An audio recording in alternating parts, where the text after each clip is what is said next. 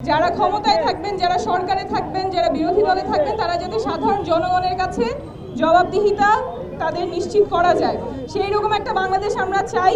বীর চট্টলা, সালাম ও শুভেচ্ছা। আপনারা 24-এ যেভাবে প্রতিরোধ করেছিলেন, আমরা যে নতুন বাংলাদেশের স্বপ্ন দেখতেছি, সেখানেও চট্টগ্রাম থেকে আমরা একই রকম সমর্থন পাবো। একইভাবে আপনারা ধরে রাখবেন আপনাদের দুর্গ, আপনাদের প্রতিরোধ। আমরা আজকে আপনাদের সাথে কথা বলতে আসছি। আমরা নতুন বাংলাদেশ কেমন চাই, কেমন সংস্কার চাই, নতুন সংবিধান কেমন চাই, যাতে বাংলাদেশটা শুধুমাত্র যারা ক্ষমতায় আছে তাদের না হয়, বাংলাদেশের জনগণের হয়। ক্ষমতায় যারা থাকবে শুধুমাত্র তাদের জবাবদিহিতা কিছু গোষ্ঠীর কাছে যাতে না হয়, সাধারণ মানুষের কাছে যাতে, যারা ক্ষমতায় থাকবেন, যারা সরকারে থাকবেন, যারা বিরোধী দলে থাকবেন, তারা যাতে সাধারণ জনগণের কাছে জবাবদিহিতা তাদের নিশ্চিত করা যায়, সেই রকম একটা বাংলাদেশ আমরা চাই, যেখানে পুলিশ বা প্রশাসন যদি অন্যায় করে, জনসাধারণ তার ন্যায্য বিচার পাবে।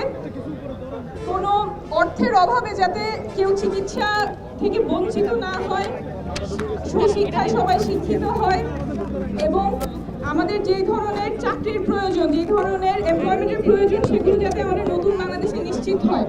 তো কী ধরনের বাংলাদেশ চাই সেগুলো নিয়ে আপনাদের সাথে কথা বলবো, কথা বলার চেয়ে বেশি শুনবো। আজকে অনেকগুলো জায়গায় আপনাদের সাথে কথা হবে, আপনারা সাথে থাকবেন। ধন্যবাদ।